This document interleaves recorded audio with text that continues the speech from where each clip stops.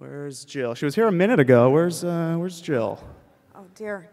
No, I'm running late. I'm on the phone right now, and I'm trying to get to a meeting. I'm supposed to be speaking in just a few minutes, so I've really got to hang up. I know your sales meeting's real important. Yeah, I know, but honestly, I'm like walking up in this auditorium, and oh my God, there's cameras on me, and it's like disconcerting, and you expect me to think about your proposal right now? I mean, I can't. I promise you, I will get back to you. This meeting is done. Good Lord, what time is it? It's time, Jill. It's time? Oh God, 11:45 right now. I'll be done with this meeting at 12:30. I'll get right to my office then, okay? I promise. I'll get right to my office, and I will sit down and I will work on my proposal, okay? Okay. Oh, thank you. I'm so sorry.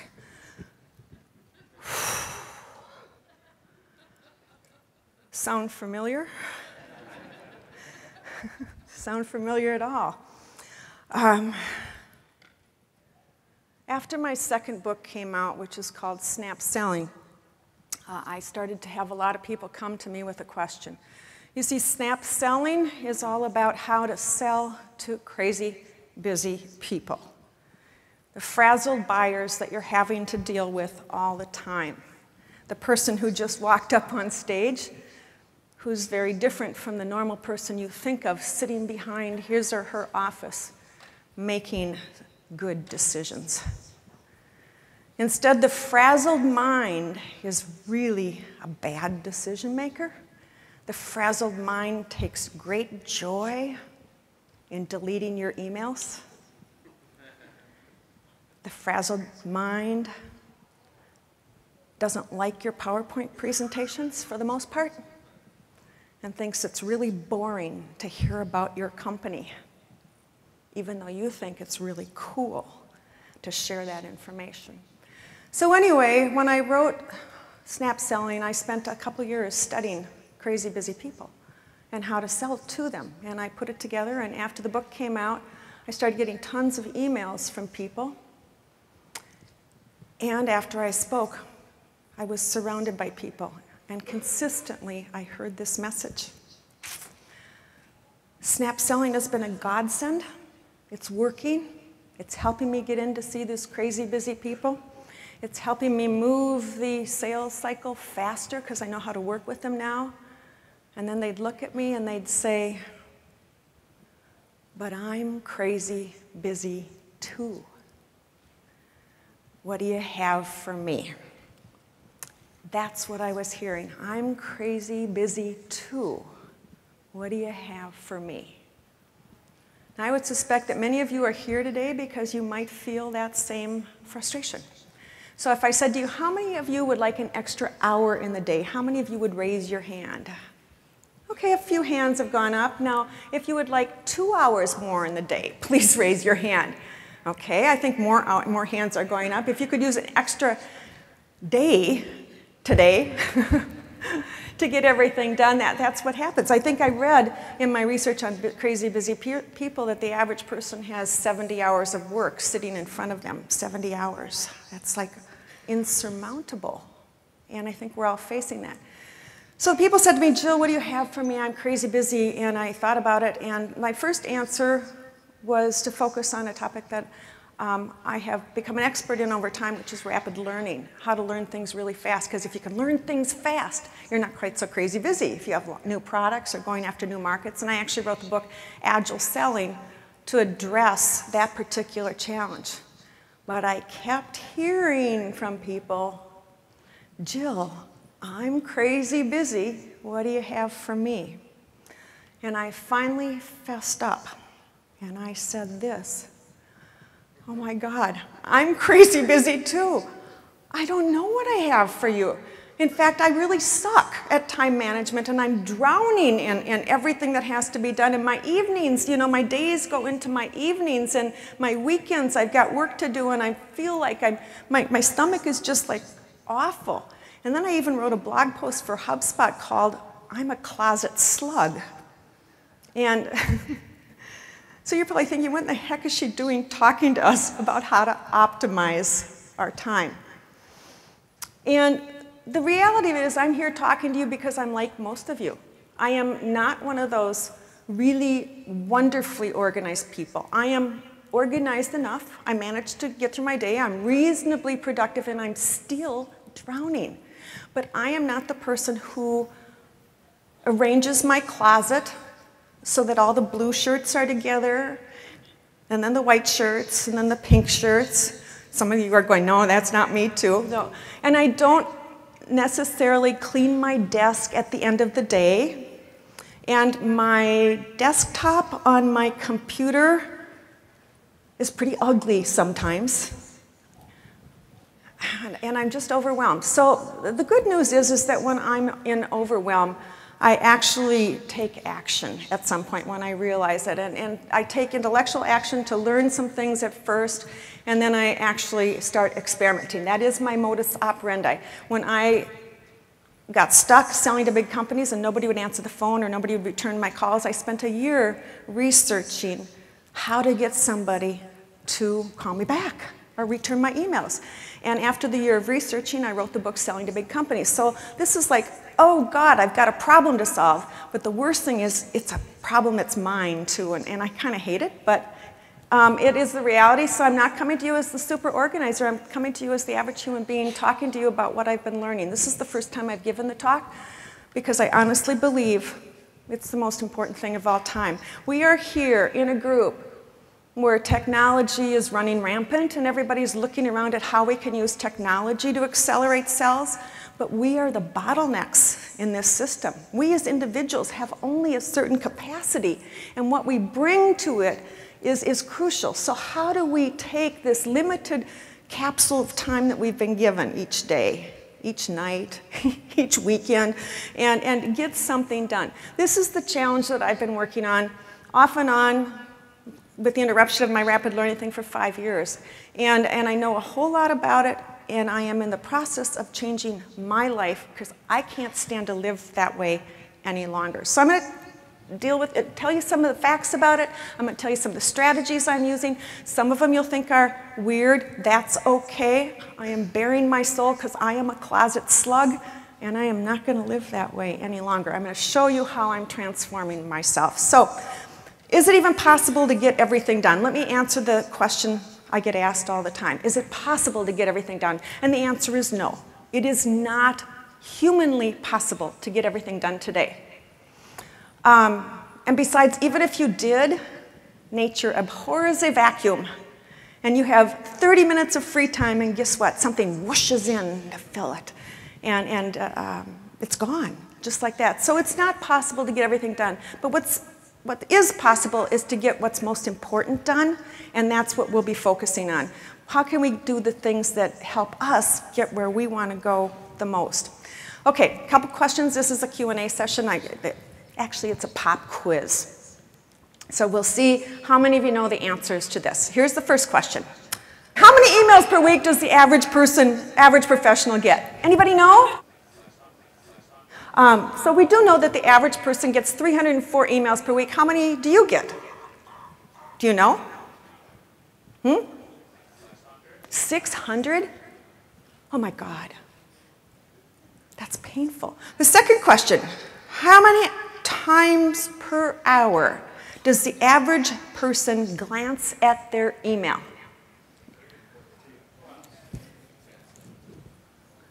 30?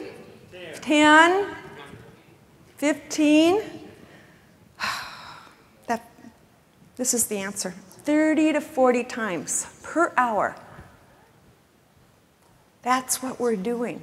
This is one of the first things that I was discovering as I was working with understanding time and a concept of time that we're living with. And you know what, as salespeople, I'm putting this up front because all of you are in here. It says the word sales in the thing. I suspect you're selling at some level. If we are checking email 30 to 40 times an hour, it is killing us. I'm going to talk more about it, but you need to know that this is a killer. Not only is it sucking your time away, but guess what else it's doing? It's making you stupider.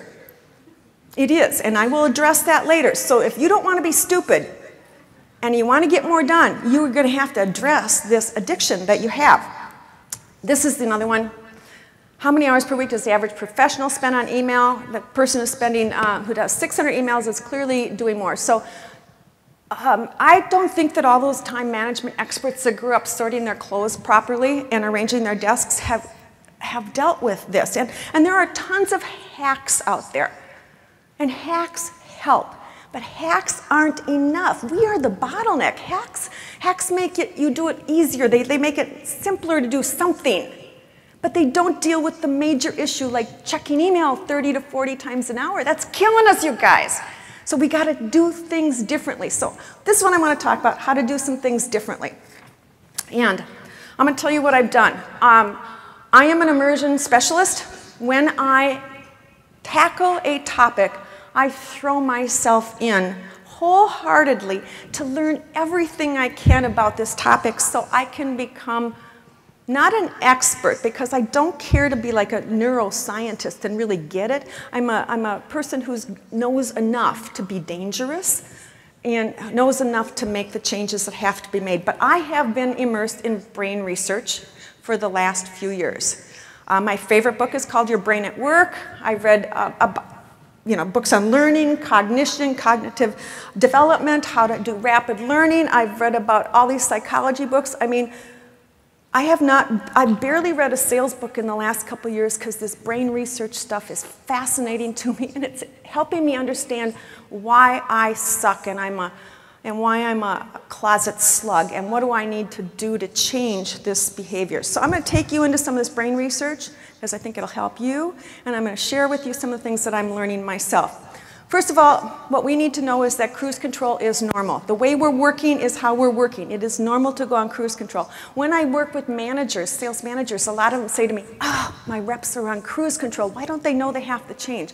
And the reason that people don't change, you, me, the reason we don't change is because of how our brain is actually developed. And it's fascinating that our brain is designed to recognize patterns and to create a routine out of the patterns. So you get up in the morning, you have a routine, it runs without thinking. Your brain wants to free up cognitive power to run without thinking. So, because by the way, your brain is the most energy-hungry organ in your whole body. It takes up 30% of your energy. So it's trying to conserve energy in case that saber-toothed tiger jumps out in front of you. You have to be ready and you have to be able to note the changes. Anyway, so that's your brain. And it's designed to recognize patterns. So even a new sales rep, within 3 weeks, will have a here's how I make calls pattern. This is how patterns get ingrained, and they get ingrained in us so early on. And then our brain goes, this is how it goes. This is how I'm supposed to do it. And if you listen to Brene Brown the other day, she tells us that we make up stories. Well, one of the stories we make up is this is the way to do it, because this is how I'm doing it, and this is the right way, and this is my way. But it's not necessarily our most effective way. But it's normal. It is so normal that trying to change how we operate is probably one of the hardest things that we can do. Recently, I watched a scientist who explains things in normal terms talk about the power of habits. And he did an experiment about bike riding. And all of us know how to ride a bike, and we're on cruise control with the bike, right?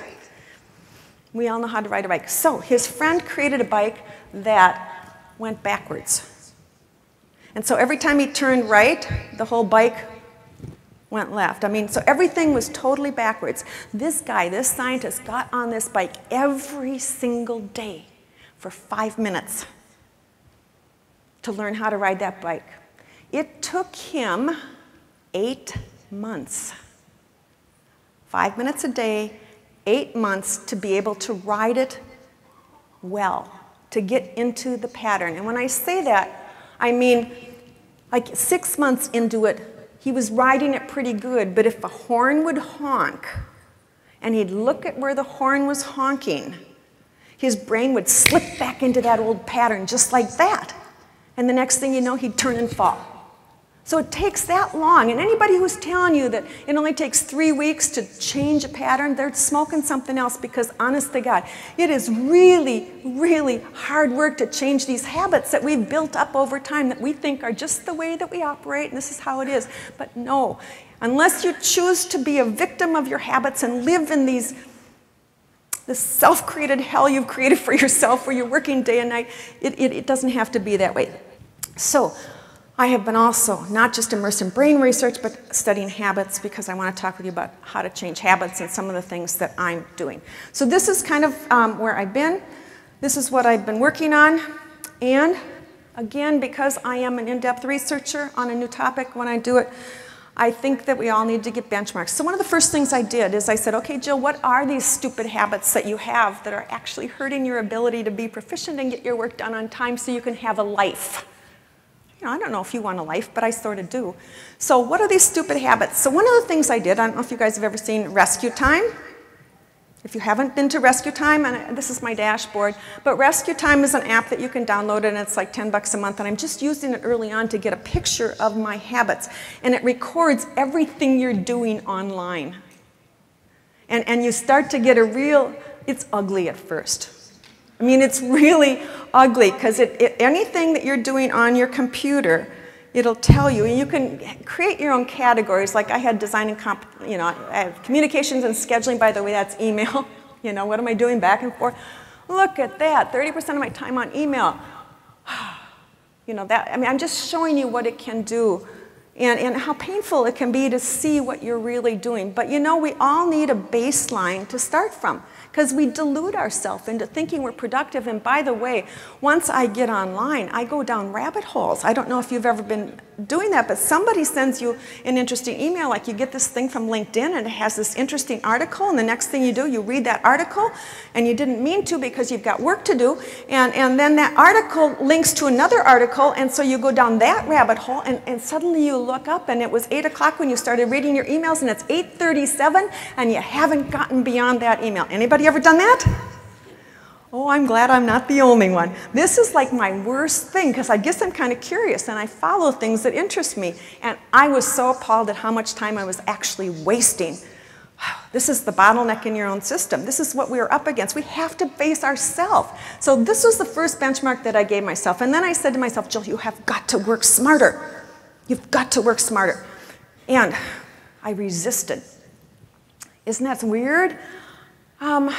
I hate when people tell me I hate when I tell myself, that's the worst thing, that you have to work smarter, because that feels like work. And I am working so frickin' hard right now, I do not need more work. I need help. So I need to tell you that for those of you who are here to become more productive and more efficient, if you're the 10 or 20% of people who can power through anything, you know how to work smarter. Most of us are resisting at some level, and we have to find a way to do it that works for us. And some of us can work by throwing ourselves in and doing everything perfect. I tried it. It doesn't work for me. I know everything I need to know about how to be productive, and I tried it, and I flunked, because I don't do well at trying to discipline myself to be a perfect specimen of productivity. So we have to just kind of address that we each are different, and some of us like to dabble and do a little bit here and there, and others of us throw ourselves in. We have to find our way. But I'm going to talk about some ways that we can work smarter if we want, and you can choose to implement one. You can choose to implement all of them. You can choose to tell me I'm not talking normal, and you like people who are experts talking at you, who organize their desks well, and that's good. I'm not your person. So let's look at some of these things. First thing we need to talk about is your email addiction. And I say addiction because it is. That's one of the things that was truly fascinating to me. We have a drug in our body. Our body releases the hormone of dopamine. Dopamine is a feel-good hormone. It's a very powerful feel-good hormone, and it's kind of like heroin. So with email, it's a funny thing that happens. First of all, we like to check our email because it helps us get things done, right? You see your email, and you look at your cell phone, or you look at the thing on your desk, and it says you have 27 emails, right? 32 emails. Some of you have 471 emails on your cell phone. I saw that yesterday. Made me nervous. But you see these things, and you go, oh, all these emails. And so you quickly go to your email. And as fast as you can, and just watch this. This is impressive, you guys. My email's coming in. I am going on to edit. I am deleting this one. Oh my God, Tout App, Vanessa, I don't need her. Anish, I don't know him. Michael Port is getting married, and you can too. I don't want to do that. Kiva, reservations from Sun Country, they sent me 2, I'll delete 1. Camila from Inbound, I don't need her, it's already Thursday. Super Better Team, and Thomas Boyce, boom, I got 9 done. I feel so good. I just got a rush of dopamine, you guys, because I got 9 things off my to-do list. Isn't that funny? I got a rush of dopamine. So we like to check email because when we're dealing with hard stuff that we're working on, switching over to email to do something that isn't hard, like deleting 9 emails, gives us a rush. The other rush that we get from dopamine is the rush of the sale. Because we're all hoping and wishing that we can get a customer, that they've sent us something. We keep checking, don't we? 30 to 40 times an hour. Oh, did so-and-so email me? Let me just check. Let me check. Oh, not yet. Let me check again. Maybe I got that email. And this is how we are, because we're wired for sales, and dopamine is an anticipatory thing, and it's like, it's drawing us toward us, and we have to fight this email addiction.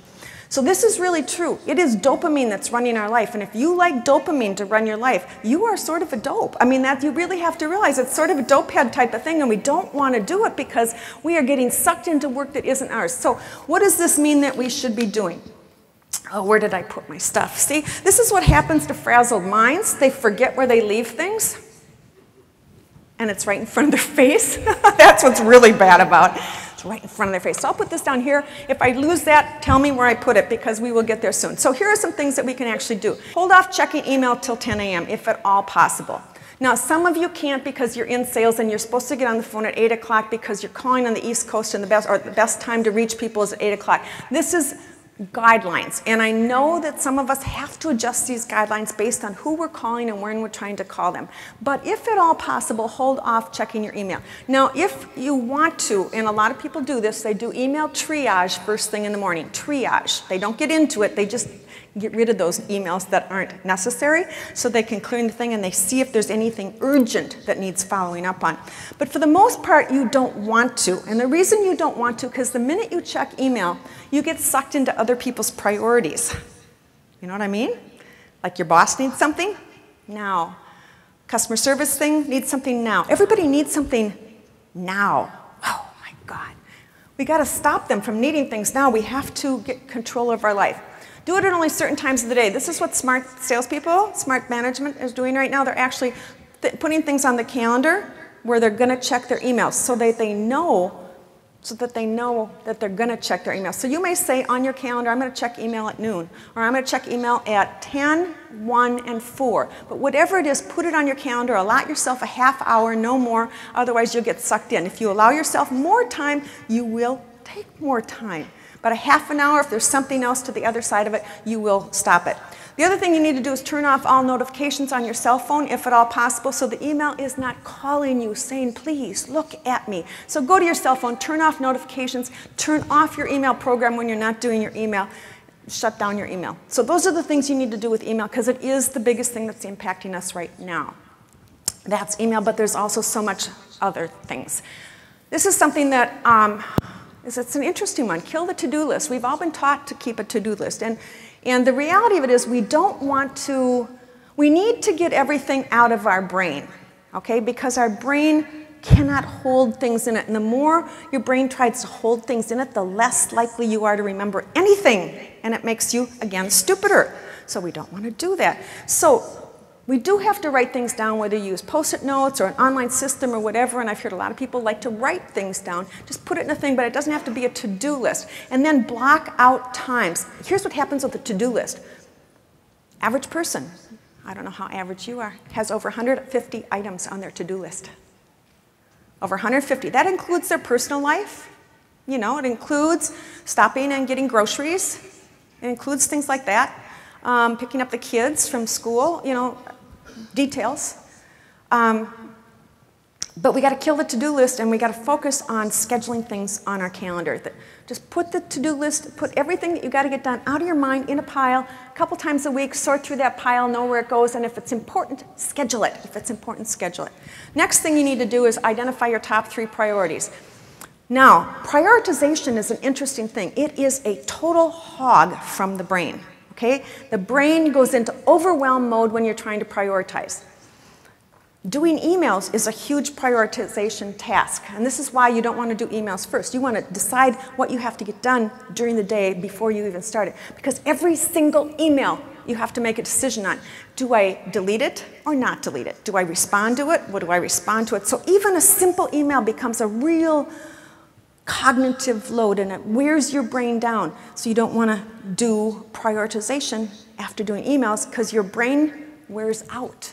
So the best thing you can do in the morning is come in the morning and know the 3 most important things that you have to get done that day. The 3 most important things. The other things can get done, but you got to schedule in the 3 things that have to get done, because it really, truly does matter. You'll get them done, and work on the first one first, because it really is the most important thing that you have to get done. So that's another thing. The scheduling your time was the other thing that I found that's absolutely crucial.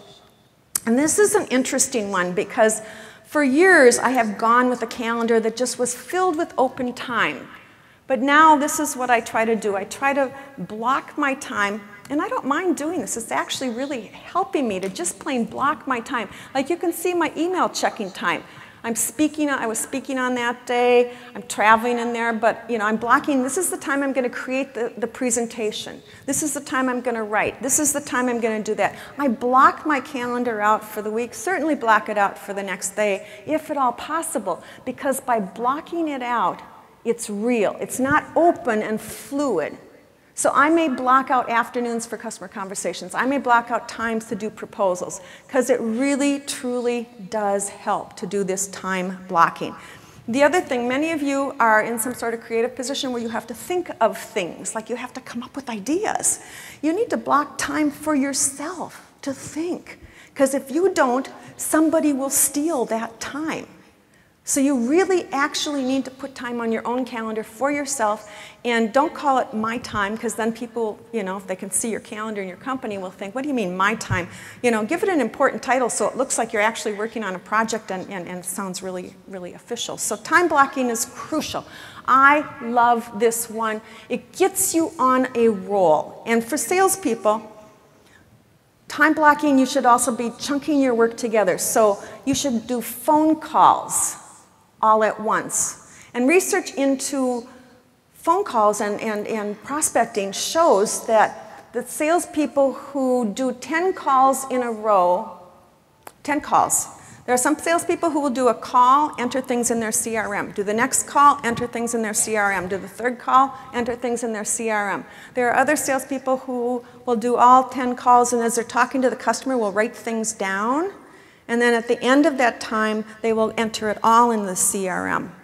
They are getting a lot more done, and they're much more productive, and the work that they're doing is actually better because they're getting on the roll. I'm making prospecting calls, it rolls. And what you want to do is separate prospecting calls, you know, and then you enter it into the CRM, and now I've got to create some proposals, so you have a chunk of time to do proposals, and you're much better off chunking proposals. If you're writing one proposal, do another proposal. If you're preparing one presentation, do another one. Get on a roll. It's how you get a whole lot more done in a whole lot less time. A lot of people don't know that, but it really, truly does make a difference. I honestly love this time blocking one. It's really, truly helped me. And it keeps me from going down the rabbit hole, because at 9 o'clock I have to do something, and I'm very cognizant that I have that 9 o'clock. Another technique that I found that's really been a godsend to me, I don't know if there's anything that you have to do for your job that you don't particularly like, or that is hard to get started on. Right now I am writing my next book. It's going to be on this topic of optimization. It is so freaking hard to start writing a new chapter. I just got to tell you, it is the hardest thing in the world. So I do use this Pomodoro technique all the time. What it is here's the deal. It's about your brain. Your brain, when it has to tackle a new task, goes, oh God, that sounds like a lot of work, and your brain's trying to protect you, and it goes, oh no, Jill, you don't want to do all that work. That's hard. And I go, oh yeah, that's true. It is hard. I really don't want to do it. Maybe I'll go do something else, like go down that rabbit hole and read that interesting article. But I don't. Because with the Pomodoro technique, I've learned how to save myself from these tasks that I really don't like. And what you do is you set the clock for 25 minutes. For first 2 to 3 minutes, your brain fights you and says, oh, I hate it, I hate it, I hate it, I don't want to do this, it's so hard. But after 3 minutes, your brain goes, okay, I give up, let's get going and get this thing done. At the end of 25 minutes, the timer goes off, you get a reward. A 5-minute reward. You can do whatever you want with it. You can go down that rabbit hole. You can go talk to your friends. You can make a quick call. You can go out for a walk. But you get a reward. And then you do another Pomodoro and start the thing over again. It's a wonderful technique to jumpstart things that you don't like that are really, really hard. Next thing we can do, endless interruptions. This is a fun one too, because we really do get caught in interruptions a lot. How often is the average worker interrupted? And any idea? Huh? 3 seconds. How many, in minutes, how many minutes between interruptions? 15, 7, 5. Okay, average worker is interrupted every 8 minutes. This is the average worker, interrupted. Think about yourself. Somebody comes up, you got a sec? I got a quick question. Can you help me out with this? This is an interruption type of thing. Kills us. Next question. If you're interrupted, how long does it take to return to the task at hand? This is a good one. Okay, so here you are. You're working on something that's important. You're really trying hard to get it done. Somebody comes up and says, do you have a few seconds? If it's an important project, you need to say, not right now, how about in 25 minutes, or give them a time frame, unless it's urgent. But you have to train people that sometimes you have to get your work done. You can't afford losing this time to interruptions. You can't afford it. It's killing you. I love interruptions. They make me feel good, I like them. Oh, they kill my productivity. I've had to learn to manage some of these things. I love this one. Do you know what I mean by this? Other people's interruptions of your work are minor compared to how often you interrupt yourself, right? This is pathetic, you guys. When I took a clear look at myself, it was clear that I was my worst enemy, and I was killing my own productivity by dumb things. So this is how much time you lose per day to interruptions, 2.1 hours. Look at your own day. I had to look at my day. Oh. I take phone calls in the middle of things. Why? Because it's easier for me, and it's fun, and it's a break. That's stupid. It's killing me. It's probably killing you too. Imagine you are giving away 2 hours per day. Would you do it if you knew what that was going? Our time is our most precious commodity, unless we learn to master it ourselves. We're never going to get out of that office. We're not going to make the kind of calls that we need to get the business we want. We're not going to create what we want to create. Okay, so I already mentioned that we need to get rid of this, that we need to turn off those notifications. And sorry, this was a screenshot on my cell phone, but we do need to get rid of those notifications because they interrupt us. One of the things I've been doing, anybody using SaneBox? I love SaneBox. It's a little app, free. I just use the free version, and it takes all the emails and it sorts them into 2 piles. Sane now and sane later. Sane now are my clients and I just train things, and sane later is all the other email that comes into my inbox that I can read later. It just really, really helps me keep my system clean so I can do it. You can train things. Love that little app. Use it every single day. I wanted to share it with you. Antisocial is another app that I found myself using. Antisocial prevents me from visiting social sites online during the course of the workday. I set it for the amount of time that I don't want to go onto Twitter, LinkedIn, Facebook, and it blocks me out and forces me to use that time productively. I have to protect myself against myself, you guys. I mean, that's the reality of this world that we're in. So antisocial is really good, and if you really do need to get online to any of these things, you have to shut your computer down and restart it. So it's aggravating. So it keeps you sane. I use Focus at Work and Coffeetivity, I think it's called. Those are two little apps that I plug into my ears that I listen to as I work because they actually help me get more work done. And there's music and there's coffee noise. You can simulate a coffee shop because people work well at coffee shops, but you can simulate the noise. And I plug in my earphones, and that really helps too. And Backdrop I really love, another little app. Backdrop actually is an app that allows me to I can only see the app I'm working on at one time. So if I'm doing something in Word, I can only see Word. If I'm doing something online, I only see online. Again, I'm trying to tell you how I protect myself against myself. Flux is an app that I love. It takes my computer and adjusts the light on my computer at night so that the blue light isn't so glaring, and so it naturally goes down. And it's really nice. It only works on my computer, not on my phone, but I love Flux. And I done this is nice because it's something you can send it to at the end of the day and say, I done this, and you realize that you actually did get something done, and so it's kind of a little reward system. So this is the kind of thing that I think about all the time. Now,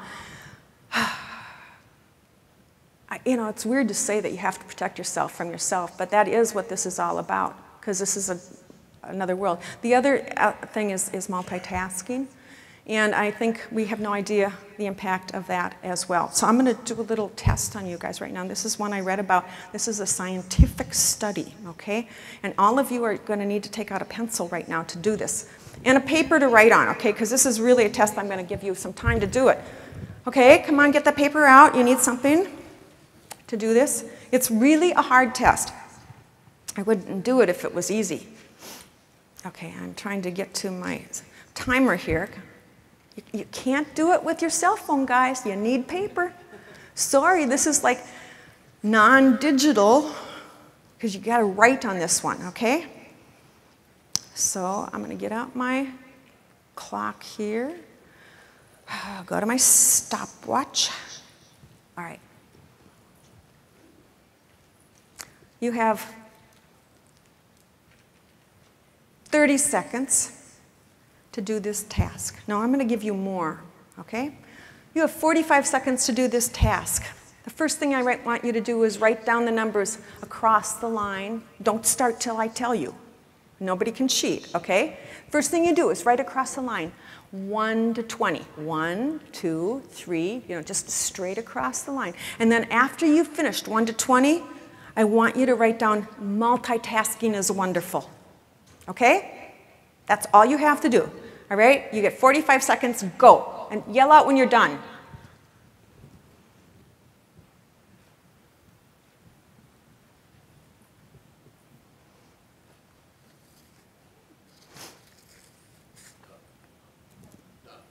Wow, 13 seconds, 15 seconds.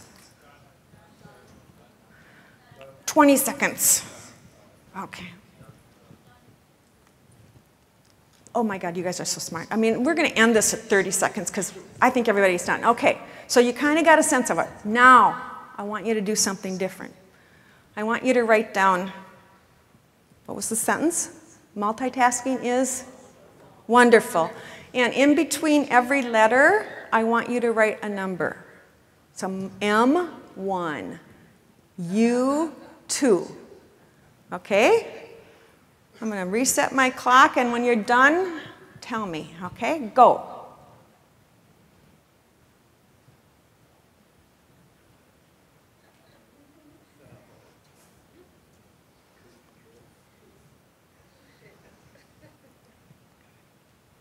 $15 seconds.